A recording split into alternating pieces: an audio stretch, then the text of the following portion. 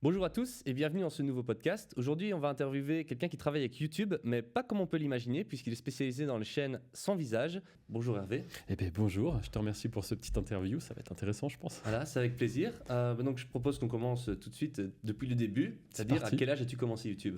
Ok, tu rentres direct dans le sujet, eh bien parfait. J'ai commencé YouTube donc j'avais la vingtaine D'accord. tout juste. Moi au début je fais ça purement par passion et c'est vraiment par la suite que ça deviendra une activité puisqu'en plus de ça, je suis un peu la première génération à faire ça, c'est-à-dire il n'y a pas vraiment d'exemple à suivre.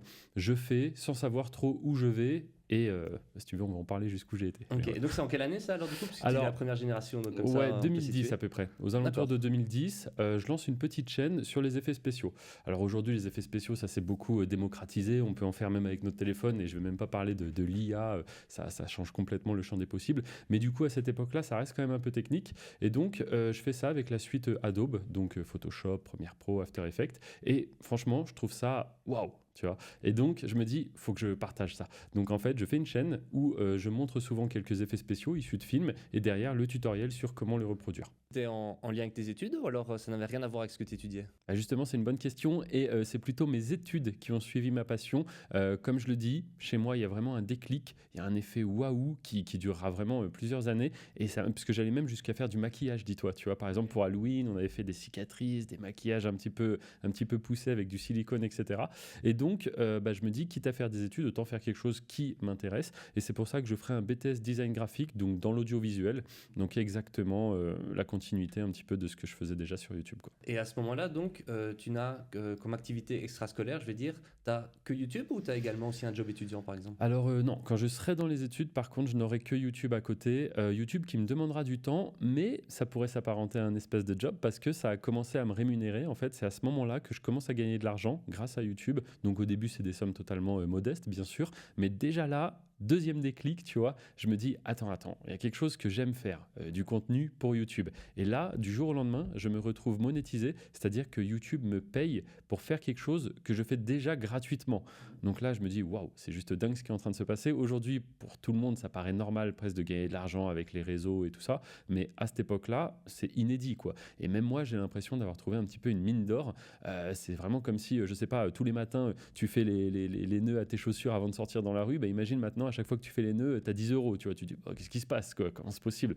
Et vraiment, là, ça me fait un déclic. Et c'est là vraiment où je vais me dire, ok, il faut y aller à fond.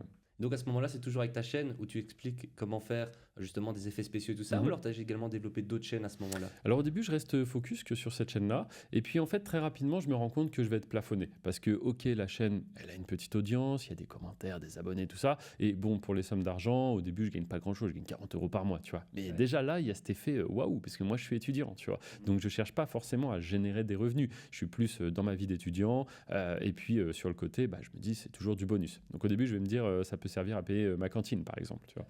Et en fait, plus ça va aller, plus je vais à chaque fois vouloir plus. Et c'est là où je comprends qu'avec ce projet-là, je vais être quand même plafonné parce que à cette époque, on a les premiers influenceurs et eux, ils sont plus dans du contenu assez humoristique. Je pense que tout le monde voit un petit peu de quoi je parle. Cette première vague, bon, c'était quoi? Des What the Cut, des Squeezie, des Norman, des Cyprien, etc. Et je me voyais pas faire ça, tu vois, typiquement. Donc, je commence à regarder un petit peu quel type de contenu sur la plateforme YouTube est capable de générer des vues et un contenu qui pourrait quand même me plaire, m'intéresser. Et là, en fait, je tombe sur ce qu'on appelle du coup aujourd'hui un petit peu plus communément le YouTube Faceless, YouTube Automation. Donc, c'est-à-dire c'est du YouTube, mais sans être youtubeur. Donc tu prends un peu les avantages de travailler sur cette plateforme sans les inconvénients qui seraient devenir un influenceur, se montrer en permanence, etc., etc. Et donc si je dois citer quelques exemples quand même pour ceux qui verraient pas trop de quoi est-ce que je parle, ça peut être compilation meilleurs moments football. À l'époque, il y avait beaucoup aussi les chaînes des gens qui tombent dans la rue, etc. Tu vois, qui vont glisser en hiver sur une plaque de verglas ou autre. Ou alors parfois aussi des chaînes de tutoriels sur comment installer Windows, comment reformater son ordinateur, comment faire un nœud de cravate. Enfin, c'est hyper large. Et ça, ce sont des chaînes YouTube sans visage. Et c'est donc ce que je vais commencer à faire à ce moment-là. Ah, je savais pas qu'à ce moment-là, il y avait déjà des vidéos faceless, parce que moi, bon, je Si, connais si. sur TikTok ou Instagram, par exemple, les subreddits où les gens ils disent une histoire Reddit ou des choses comme Exactement. ça. Ça, c'est une très Mais, grosse niche, justement. ou alors justement, ils prennent des images de streamers qui jouent, mais bon, à ce moment-là, il n'y avait pas encore Twitch et tout ça, donc c'est super intéressant que... Je savais même pas que ça existait déjà à ce moment-là, je veux dire, Si, j'y ai si. jamais vraiment pensé. Une chaîne qui avait bien buzzé à l'époque et qui aujourd'hui, bon, elle a un peu perdu en vitesse, mais elle continue d'être leader, je pense, c'était Fail Army. Fail Army, typiquement, ils avaient dès le début, eux, capté le système. En fait, ils incitaient, c'était un peu le vidéo gag. Nous, on avait ça en France, je ne sais pas si vous connaissez, en Belgique. En gros, à l'époque, vidéo gag, moi j'ai le souvenir avec mon père, les gens envoyaient les cassettes vidéo. Vidéogag faisait un tri, prenait les meilleurs, donc ça pouvait être n'importe quoi du moment que c'est drôle en vérité, et ça passait à la télé. Bah là, Fail Army, ils avaient fait la même chose sur YouTube, petit formulaire, envoyer de nouveaux vidéos, et puis après ils faisaient une sélection et ils passaient des compilations, etc. Alors c'était pas que des gens qui tombent, tu vois, ça peut être, je sais pas, quelque chose de rigolo, quelque chose qui est quelqu'un qui est surpris, quelqu'un qui a peur ou autre, quelqu'un qui fait une blague à un autre, bref, tu vois, un mec qui jette une tarte dans la tête de l'autre, enfin bref, voilà. Et ça, du coup, Fail Army, bah, c'est exactement ce qu'ils faisaient, et c'était, je pense, une des premières grosses chaîne sans visage sur YouTube. Aujourd'hui, elle a plus de 10 millions d'abonnés. Je ne sais même pas à combien elle est, mais c'est assez énorme. Tiens, je me pose quand même la question parce que aujourd'hui, on peut plus imaginer comment animer des fonds et tout ça de vidéos. Mais tu faisais comment pour trouver les images pour tes vidéos, par exemple, pour, comme tu as dit, les tutoriels de notre cravate et tout ça à ce moment-là, puisqu'il n'y avait pas d'IA, il y avait pas de. C'était moins commun, je veux dire, donc il y avait moins de ressources sur Internet. Donc tu faisais comment à ce moment-là? Là, je me dis, aujourd'hui, on est arrivé à un niveau où tu pourrais presque demander à une IA, fais-moi une vidéo, comment faire un nœud de cravate. Quoi. Et l'IA va te le faire. À cette époque-là, il y a quand même pas mal de contenu, mine de rien, qui est filmé avec caméra. Donc, c'est-à-dire, nous, on démarrera très vite à 3. Je t'avais expliqué un petit peu en off, mais en gros, il y a ma compagne, qui est toujours la même, qui est devenue ma femme. Et bien, du coup, elle m'assistera sur pas mal de création de contenu et aussi un camarade de classe, tu vois. Vu que j'étais dans une école très, très sélective, ils écrèment beaucoup, tu vois. Ils tiennent à leur 100% de réussite le jour de l'examen. Et du coup, après, c'est une stratégie comme une autre, j'ai envie de dire. Mais ceux qui n'ont pas le niveau, ils leur disent, allez, mettez-vous sur le côté, s'il vous plaît. Et il n'y a pas de redoublement en plus de ça. Donc, j'avais un très bon camarade qui s'était fait en quelque sorte un peu éjecter de l'école.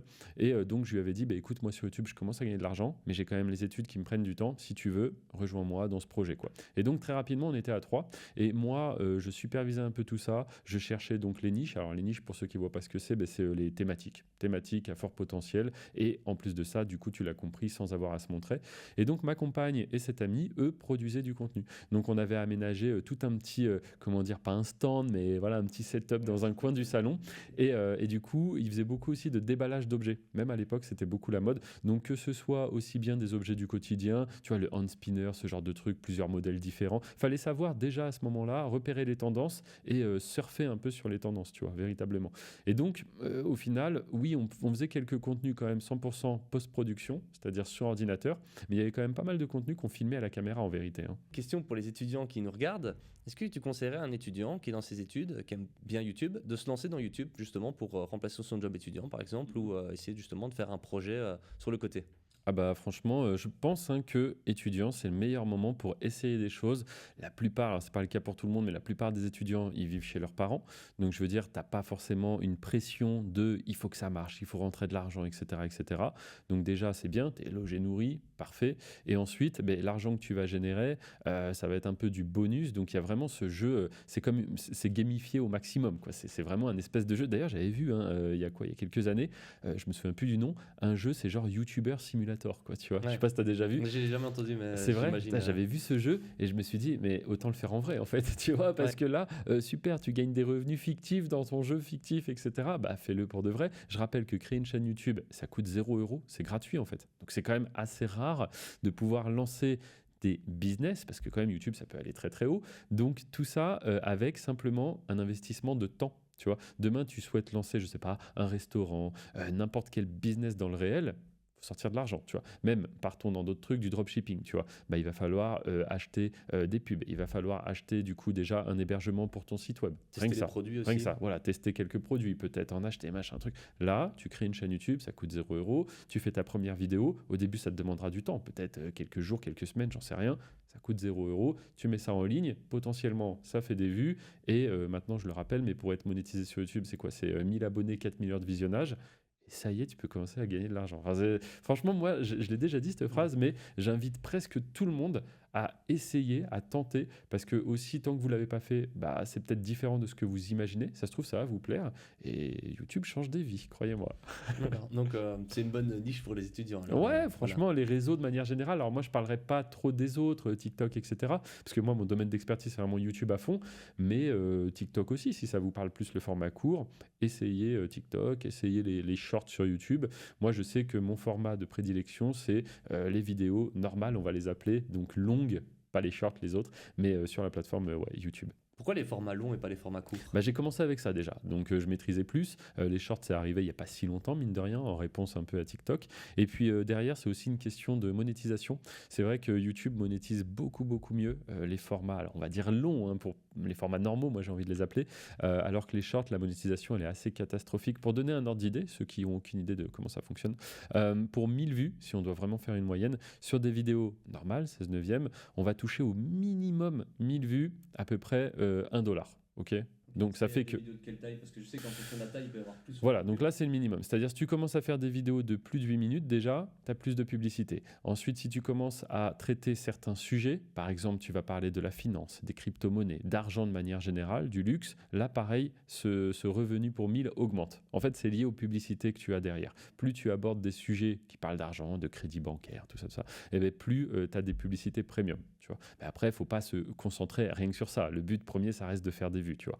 Donc du coup, au minimum, $1 les 1000 vues, mais ça pourrait monter à 2, 3, $5 les 1000 vues. Tu vois.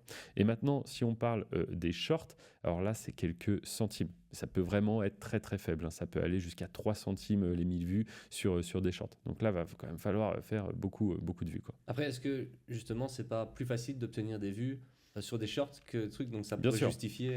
Mais c'est exactement ça. Et pareil, différence. dans les vidéos donc normales, il y a certaines thématiques où tu dis ah oui, mais là quand même le revenu pour 1000 est plus faible, mais en réalité tu peux aller chercher des scores beaucoup plus balèzes. Donc c'est un juste milieu en fait.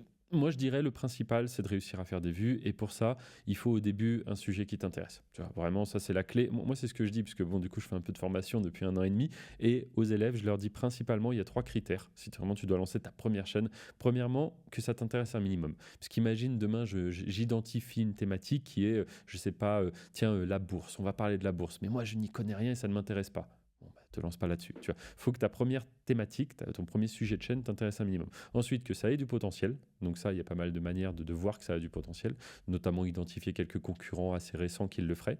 Et enfin, que tu sois capable de le faire. Parce que si tu as quelque chose qui t'intéresse, qui a du potentiel mais que tu n'es pas capable de le faire, ça sert à rien. Tu vois. Et vraiment, si tu as les 3 critères, bah pour moi, c'est bon, tu peux lancer ta première chaîne. Quoi. Quand tu dis capable, tu veux dire au niveau technique, montage Voilà, et technique, tout ça? montage. Ouais. Par exemple, imagine, je te dis, oh bah là, j'ai remarqué qu'il y a des gars qui font des petites animations en 3D sur la dernière série Netflix à la mode. Il y a des chaînes, machin, il y a du potentiel, il y a tout. Mais je suis incapable de faire ça. Donc ça sert à rien, tu vois.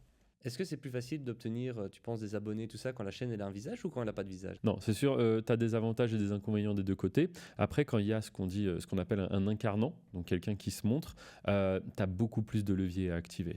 En fait, tu as une communauté. Quoi. Ça va au-delà de faire des vues, gagner de l'argent. Tu as vraiment une audience qui te suit. C'est comme dans tout, tu as un spectre, donc tu as la personne qui va être hyper fan de toi et celui qui te regarde de temps en temps. Mais du coup, ça a énormément de force parce que derrière, bah, tu peux lancer des projets aussi. Donc, c'est-à-dire que tu peux monétiser en dehors de YouTube. Bah, tu vois, par exemple, tu te lances sur Twitch, hop, tu as une partie de ta communauté qui va te suivre. Chaîne sans visage, dis-toi bien qu'une chaîne de tutoriel de comment reformater son ordinateur ou faire des cravates ou j'en sais rien, t'as quasi pas d'audience en fait. Tu vois, comme on disait aussi, chaîne compilation, moment drôle, etc.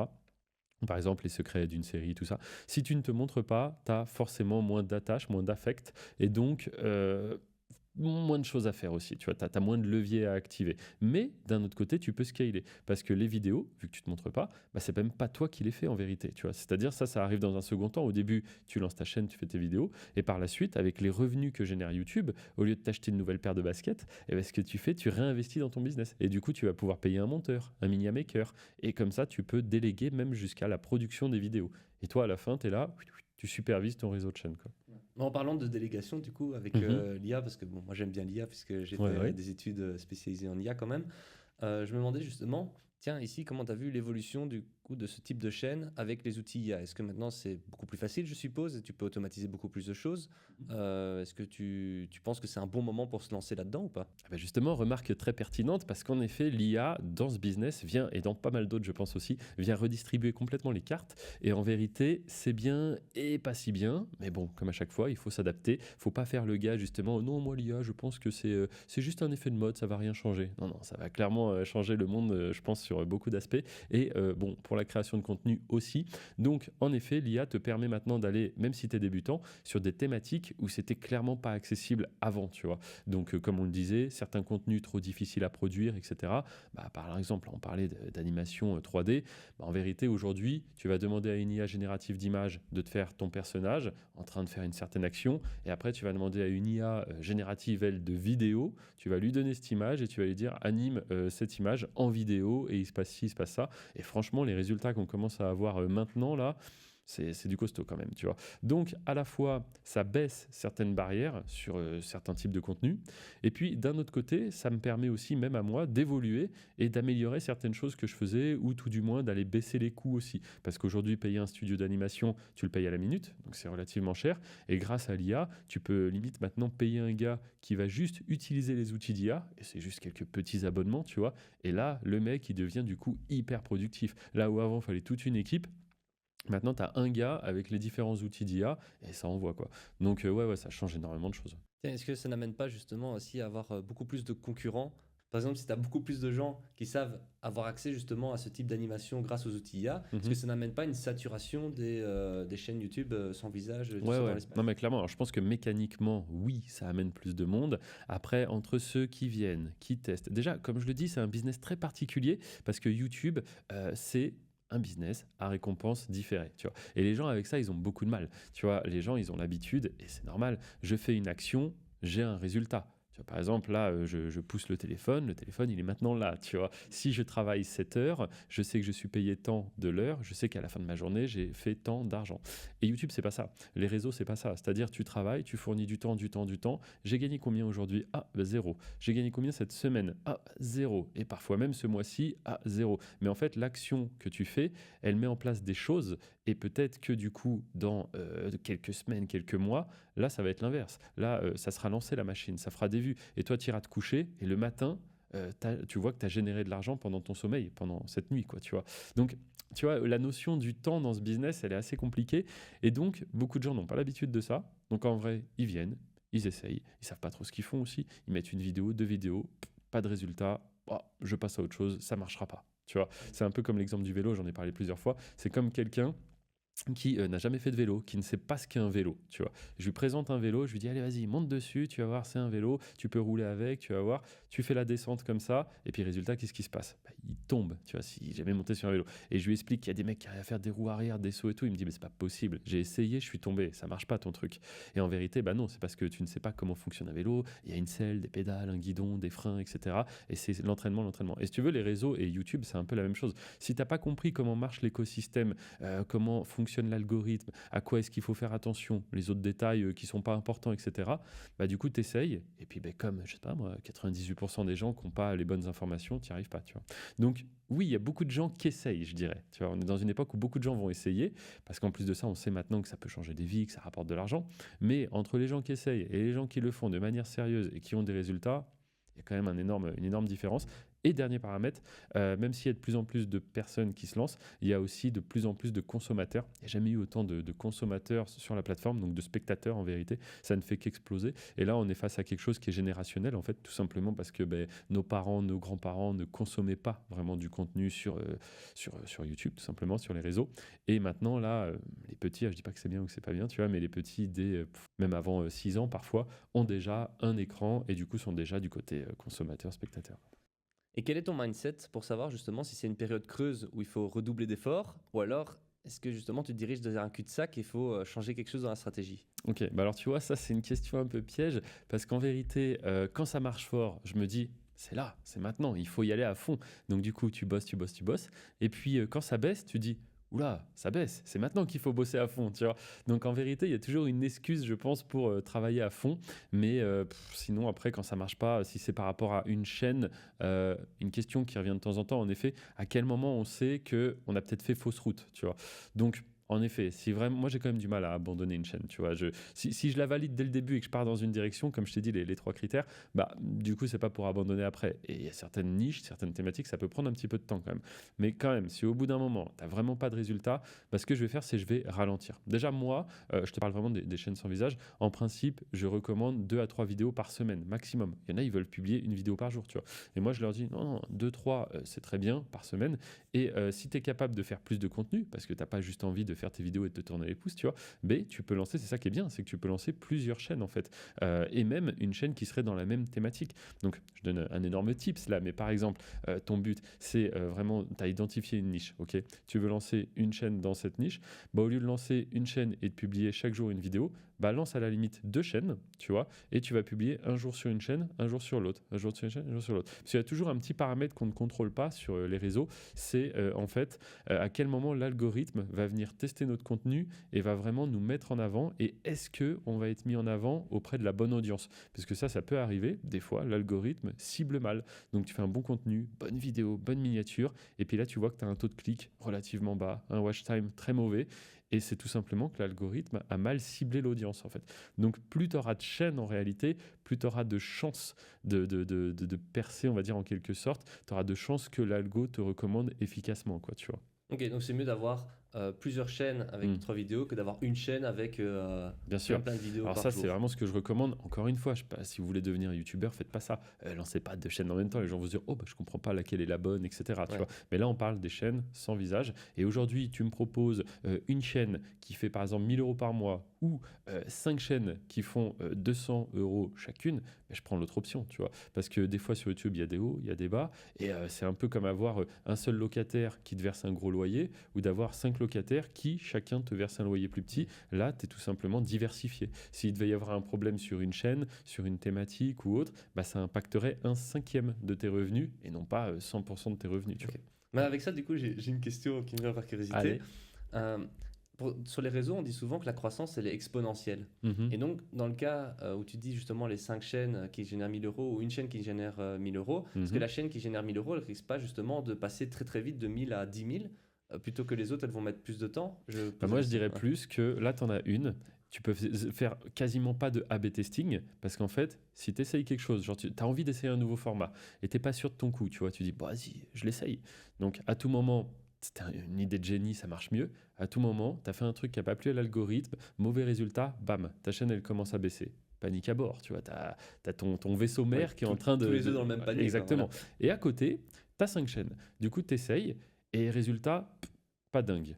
Bon, elle n'est pas morte la chaîne, mais elle a baissé. Tu dis, ah ok, t'en as 4 autres. Tu réessayes et là, oh, bah, au final, ça a pris. Mais tu dis, tu sais quoi, je vais pas prendre d'autres risques. Maintenant, autre scénario, tu as toujours tes 5 chaînes et là, tu essayes une première fois, ça marche bien. Sur une deuxième, ça marche bien. Et là, du coup, tu développes ça sur toutes tes chaînes. Tu peux vraiment faire du A/B testing en fait. Et pour répondre plus à ta question parce qu'elle est plus grosse, la chaîne, elle va évoluer plus vite, etc.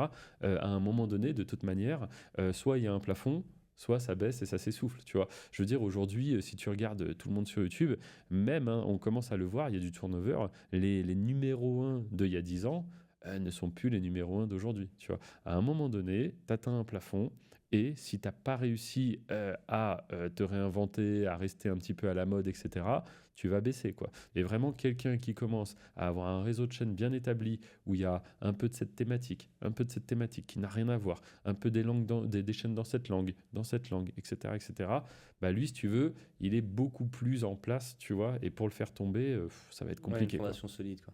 Ça. Voilà. Moi, j'avais demandé si tu avais des conseils, mais je pense que tu les as Bah déjà voilà, gâtés les conseils. avant même que je pose la question, tu as déjà donné plein de conseils. Je me demande, au cas où si un étudiant aimerait bien tester ou quoi, après combien de temps peut-il s'attendre à avoir des résultats? Alors ouais, c'est une question pas simple, tu vois, parce qu'il y a tellement de paramètres. Donc le choix de la thématique, le temps que tu vas y investir aussi, parce que entre quelqu'un qui va y mettre 5 heures par jour et quelqu'un qui va y mettre une petite heure, forcément, il y en a un, ça va aller beaucoup plus vite. Et puis, ouais, c'est vraiment tous ces paramètres qui rentrent en compte. Néanmoins, si je devais, sur les élèves que j'accompagne depuis 1 an et demi, donner un peu une échelle quand même, je dirais que c'est autour des 1 mois et demi, 2 mois, tu commences quand même à avoir du résultat, tu vois. Il y en a pour certains, ça va être beaucoup plus rapide et d'autres, ça sera plus lent. Mais si je devais vraiment faire une moyenne, je dirais ça. Quelqu'un qui est capable d'y mettre 1 à 2 heures par jour, 7 jours sur 7 par contre, tu vois, vraiment de la régularité, tu vois. YouTube adore le fait qu'on publie régulièrement. Quelqu'un qui va envoyer 5 vidéos une semaine et puis plus rien pendant 2 semaines, il n'aime pas trop, tu vois. Donc il faut du contenu régulièrement, bien sûr de qualité, et comme on l'a dit aujourd'hui avec les outils d'IA, c'est plus si compliqué que ça, quoi, tu vois, à produire quelque chose de qualité. D'accord, bah, ça tombe bien, je m'attendais à beaucoup plus, je m'attendais à 4 à 6 mois, moi, en moyenne. Ça dépend, Voilà. tu vois, ça peut aller très vite. Si tu es sur des thématiques actualité, l'algo, en principe, il va te pousser plus rapidement. Tu vois, là, il s'est passé pas mal de choses aux États-Unis, les élections, tout ça. Ceux qui se sont lancés dans cette niche, bah, ils ont eu des résultats assez vite. Parce que l'algo, il se dit pas, ouh, elle est intéressante cette vidéo, on va la pousser dans 4 mois. Tu vois, c'est plus du tout à jour, quoi. Donc, en fait, ça dépend de pas mal de choses. Moi, il y avait une chaîne, ça avait explosé super vite à l'époque. C'était actualité sur Fortnite, sur le jeu vidéo Fortnite. Et tu vois, ça, fallait que ça perce vite. Et résultat, en quelques semaines, monétisé. Et en 8 mois, on est passé francophone, hein, chaîne francophone, en 8 mois, de 0 à 500 000 abonnés. Tu vois. Ah ouais. Alors par contre, on y allait fort. On était 2 sur ce projet-là. Et du coup, c'était 2 vidéos d'actualité par jour, plus un live. 7 Ah jours ouais. sur 7. Donc Ok. il y avait du contenu. Donc là, l'algo, il était... Ouah. Alors là, il y en a qui vont dire, bah oui, mais je comprends pas. Juste avant, tu disais de pas publier autant. Alors au début, déjà, 2-3 vidéos semaine, c'est très bien. Maintenant, si tu sens qu'il y a du répondant, si tu sens que chaque vidéo que tu envoies, bam, elle fait des vues, tu peux essayer de mettre plus. Mais toujours quand même se diversifier. Et là, c'est un projet où j'avais moi-même pas respecté mes règles. Après, ça, c'était en 2018, au moment du gros boom Fortnite. Mais du coup, là, j'avais cette envie un peu de lancer un projet, comme on disait juste avant, avec une communauté qui va te suivre. Et le fait est, on avait lancé une petite boutique de vêtements et tout, ça marchait très bien, tu vois. Mais bon, ça reste quand même très très lié à Fortnite. Et Fortnite, comme toute tendance, elle a fini par se calmer, etc. un petit peu aussi. Donc c'est toi qui jouais pendant les lives? Alors moi, il y avait un incarnant pour le coup, il y avait quelqu'un qui se montrait, pas au début, mais par la suite. Et en fait, moi, j'étais le bon copain de ce gars-là. Donc on me voyait pendant certains lives, mais pas en facecam, quoi. J'étais présent dans le jeu, on entendait ma Ok. voix, etc. Mais voilà, je me montrais pas sur le projet Ah, ça sinon. va, voilà, si tu veux, tu donneras ton code créateur. Ah, Voilà. ah, le code créateur, on pourra en parler. Après, c'est trop technique. Mais dis-toi que ça rapportait presque plus que les revenus YouTube, hein. Ah Code ouais. créateur, pour ceux qui ne voient pas du tout, c'est en gros un espèce de sponsoring qui avait mis en place Fortnite. Et chaque créateur avait son code. Il le communiquait à sa communauté. Et sitôt que du coup, les abonnés, etc., dépensaient dans la boutique du jeu, le créateur, lui, touchait une commission. Et c'était très, très malin de la part de Fortnite parce qu'en fait, ça bloquait tout le monde sur ce jeu. Et même s'il y avait Apex à l'époque qui était sorti d'autres jeux, Ouais, je me souviens. mais du coup, Fortnite était là. Tiens, il y a Apex qui sort, un concurrent. Ok, on va augmenter vos gains pendant ce mois-ci exceptionnellement. Et je me souviens, ils avaient dit Fortnite parce que c'est la Saint-Valentin. Truc qui n'a aucun Ouais, rapport. voilà. C'est parce que aujourd'hui il fait soleil. Et du coup, très peu de gens étaient partis sur Apex et tous les créateurs étaient restés à parler de Fortnite. Enfin bref, ça c'est un D'accord. sujet à part entière, mais c'était intéressant. Et en tant que YouTuber faceless, Mhm. est-ce que tu as pas une anecdote à nous partager? Anecdote, il y en aurait une, ouais, éventuellement. Alors, faut savoir que quand on travaille sur YouTube, soit qu'on a beaucoup d'audience, soit comme un peu comme moi, on a beaucoup de chaînes. En fait, c'est bien d'avoir des espèces d'assurances, comme pour votre voiture, comme pour votre maison. Et en fait, une bonne assurance quand on travaille sur YouTube, c'est de travailler avec un network. Alors, vous chercherez un peu sur Google, network, YouTube, vous verrez. Et il y en a des très connus en France, notamment, un peu un espèce d'agent, comme pour un artiste, un footballeur, etc. Et en gros, moi, je collaborais donc avec des networks. Et à l'époque, je crois que ça a fermé depuis, mais il y avait le YouTube Space de Paris. J'avais été aussi à celui de Berlin. Et du coup, j'étais invité au YouTube Space de Paris de par ma collaboration avec le network. Donc je me pointe là-bas. En plus, j'y allais avec ma compagne, ma femme, qui était aussi mon associé du coup.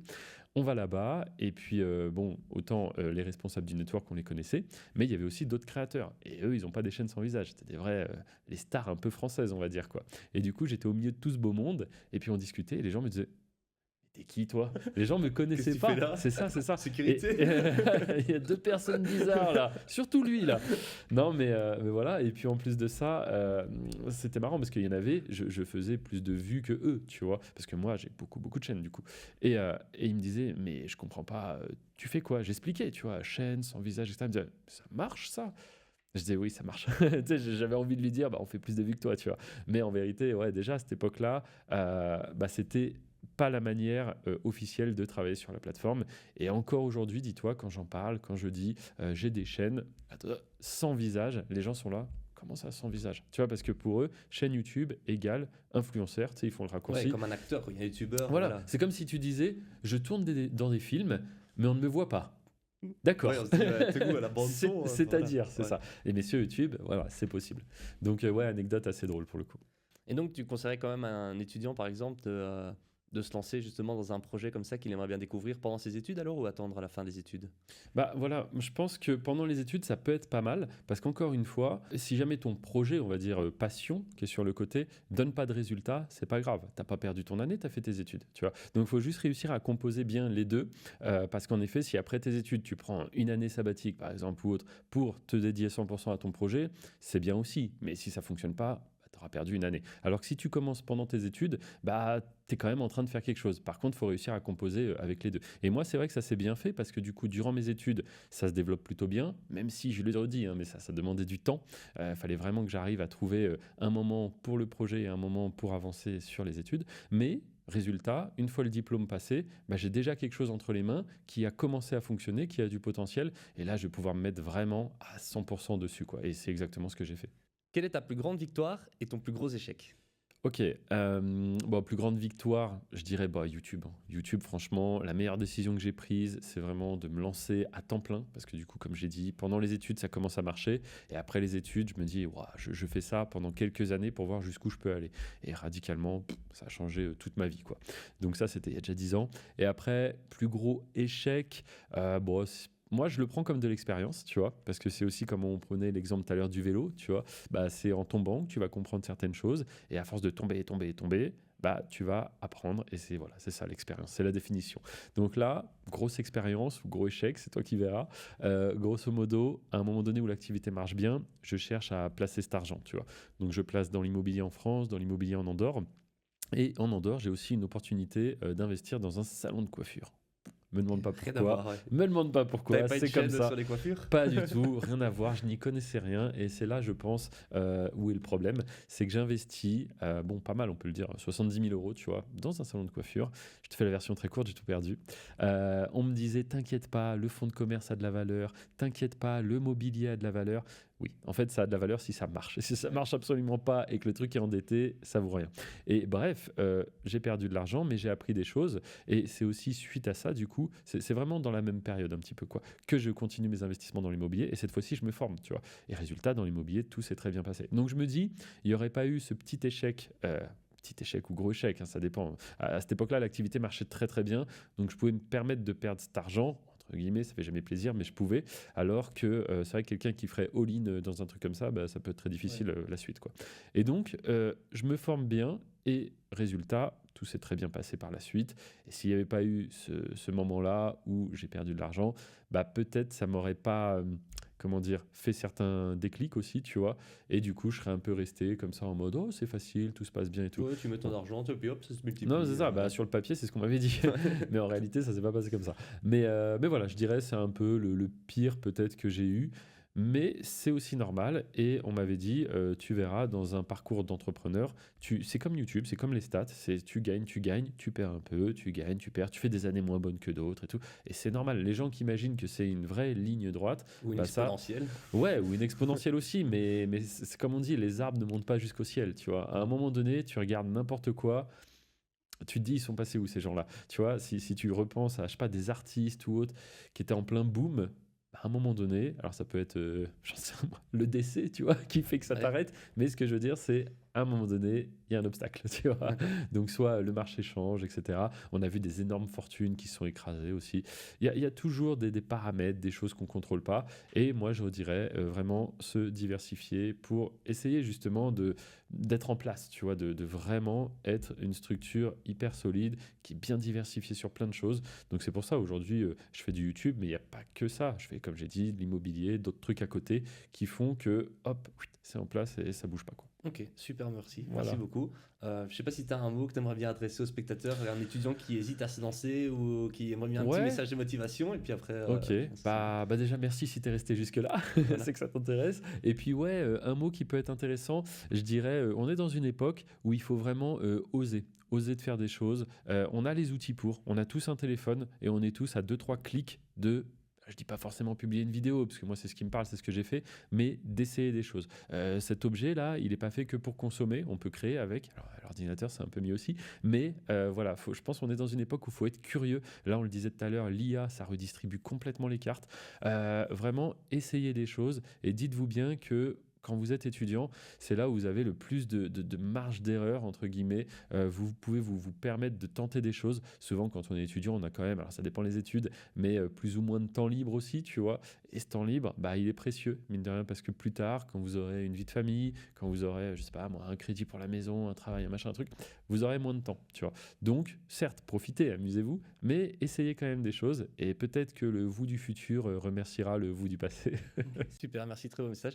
Je sais pas si, je sais que tu as une chaîne YouTube aussi où tu expliques un peu ce que tu fais. C'est Hervé YT Business. Et en fait, ça, c'est une chaîne YouTube que j'ai lancée il y a 1 an à peu près, où justement, et c'est là où je dis la boucle est bouclée parfois, parce que en fait, je commence YouTube avec des tutoriels sur les effets spéciaux. Et là, il y a 1 an et demi, je lance une chaîne YouTube de tutoriels sur l'activité que je fais depuis plus de 10 ans, à savoir gérer des chaînes sans visage. Et du coup, j'explique comment ça marche. Donc, c'est un petit peu ce que j'ai dit là, mais en plus poussé. On identifie une thématique. Souvent, les vidéos, elles ont ce format-là. Je vais montrer une thématique qui marche bien. Et après, je t'explique avec les outils d'IA aujourd'hui, en quelques minutes, comment créer ce contenu qui marche bien. Tu vois. Gratuitement. Parfait. Voilà. Super, merci beaucoup. Eh bien, En tout cas, écoute, c'était un plaisir. Encore merci eh pour bien, l'invitation pareil, dans le plaisir studio et tout ça. partagé. Et puis, bah, n'hésitez pas, petit commentaire, petit like. Et puis, voilà. Et voilà, et abonnez-vous si ça vous a intéressé à ma chaîne et sa chaîne. Voilà. Voilà, Super, parfait. merci. Eh bien, allez, salut.